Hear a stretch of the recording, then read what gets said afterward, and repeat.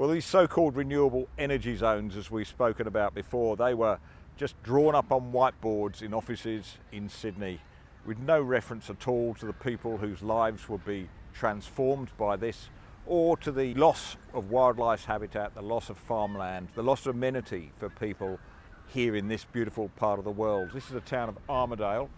It's about 800 metres above sea level. It's a little bit chilly even for spring, but this animated graphic put together by Steve Nowakowski shows you exactly what they're in for here. There've been more than 80 projects, 80 projects, since the Renewable Energy Zone was announced in 2019. They include wind turbine developments, massive industrial scale solar panels, battery storage, and hundreds of kilometres of new 550 kilovolt transmission line. All up, there are plans for some 2,000 wind turbines, and we're talking the big ones here, the 6 and 7 megawatt wind turbines, which stretch up to 300 metres tall. That's higher than the Crown Casino building in Sydney. Associated with this will be many hundreds of kilometres of new roads. These are 6 metres wide on average, wide enough to carry the heavy vehicles that are required to bring in the concrete, the water, and the turbine blades themselves, which is a major operation as we've shown you before. This in itself will put pressure on the community, hundreds of heavy vehicle truck movements a day per project during the construction phase. This is a side of renewable energy, of course, you never get told about. It's land clearing on an unbelievable scale, much of it on native vegetation, remnant bushland up there on the Great Dividing Range, places that have been out of reach for farmers for more than 200 years, but now are being cleared in the name of renewable energy. The turbine components themselves are called non-recyclable. There's the turbine blades, no way of recycling those. They just lie in the ground and crumble once they reach the end of their useful life, which is about 15 to 20 years. Last week we took you to a solar panel development up there near Gympie in Queensland, which had been destroyed by hailstones and then replaced. All that just goes into landfill, and the estimated life of those solar panels, again, 15 to 20 years. It's an enormously short-sighted policy. It doesn't take any account of future needs beyond 15 to 20 years' time. Nuclear, on the other hand, which we've spoken about before in this program, modern nuclear developments, pressurized water reactors, have a life of an estimated 80 years minimum. Some are talking about 100 years. We are talking about planning energy right into the next century. No wonder it's actually cheaper in the long run when you look at it, because once you've paid off the cost of those, which is heavy, there is a heavy upfront cost, then you run energy very cheaply, as they find in America and in Europe, where some of these nuclear power stations have been operating for more than 40 years. Nuclear energy is back in a big way in the United States. The US Department of Energy has mapped out more than 100 sites across the country. These are former coal-fired power stations and existing nuclear power plants where they say are suitable for new nuclear development.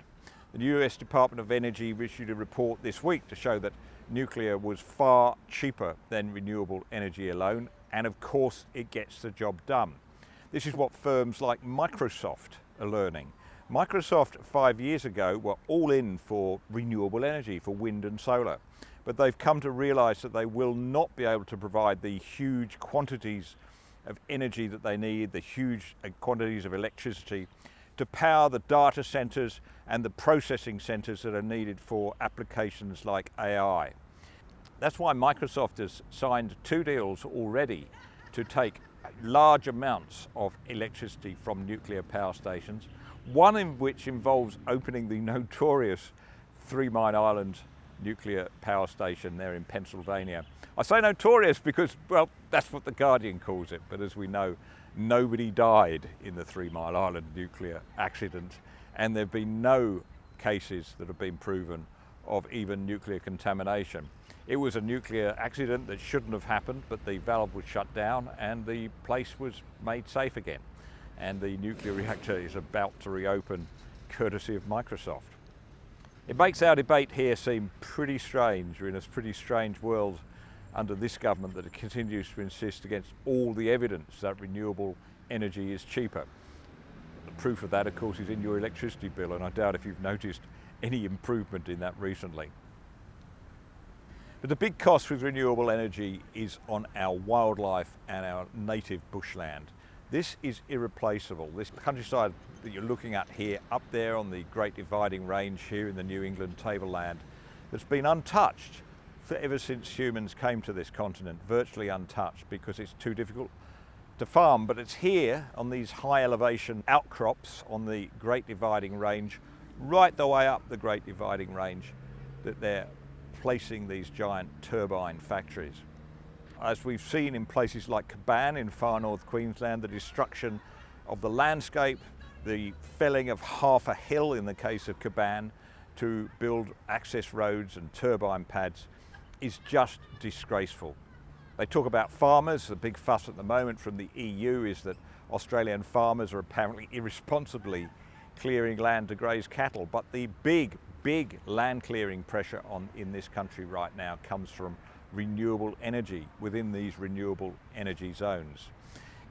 Renewable energy, as we know, is land hungry. It needs plenty of land to produce very small amounts of electricity, and that in turn needs transmission lines to connect it up.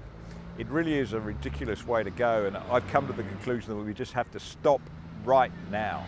Let's just draw a halt to any more renewable energy development while we take stock and think, is there a better way to do this? I think you know the answer to that. This area is about 20 kilometres outside of Armidale. It's the site for the giant Boorolong wind turbine development, which is going to take an area of land more than twice the size of the city of Armidale. Just think of it. All this for 100 or so turbines. But this is beautiful countryside, much of it farmland, and much of it lovingly restored by koala lovers. They've built a huge koala corridor through here, stretching for more than 50 kilometres, because it's important with koalas that they don't sit in isolated pockets, but they're able to roam free. They have a koala sanctuary here. They've been volunteers are looking after koalas 24 hours a day, and yet this great corridor is going to be broken up by these access roads for wind turbines, under plans being put forward by Squadron Energy. That's the company owned by Andrew Forrest. I've been astounded how little fuss there's been over the fate of the endangered koala. They put on the endangered list only 2 years ago, but we have an environment minister, a federal environment minister, Tanya Plibersek, who is signing off on proposals that will authorise the destruction of hundreds of thousands of hectares of koala habitat in Queensland, and even more here in New South Wales. The Boorolong wind turbine development under Forest's Squadron Energy, that will cut swathes across koala habitat in the New England countryside, some of it farmland, some of it native vegetation. But local koala lovers have gone to a lot of trouble to build a koala corridor, to plant new trees, to link up areas of existing trees, to give the koalas basically 50 kilometres or more of tree route that they can use in safety, with safe crossing points well marked on the road for koalas. This is going to be sliced up by the new Boorolong wind turbine development. It'll be chopped and chopped again by these huge access roads that go through the countryside to put these wind turbines in place. And these access roads, of course, are left there permanently. They're not revegetated. How many and where? Well, we don't know, because the plans for these are so opaque. It's so hard to get hold of them and to find out where exactly these turbines are going and where the access roads are going. But we know from the experience in Queensland that there will be lots of them. There'll be dozens of kilometres minimum per wind turbine development. And these, as I say, are 6 metres wide. They're heavy duty roads because they have to take these enormous B doubles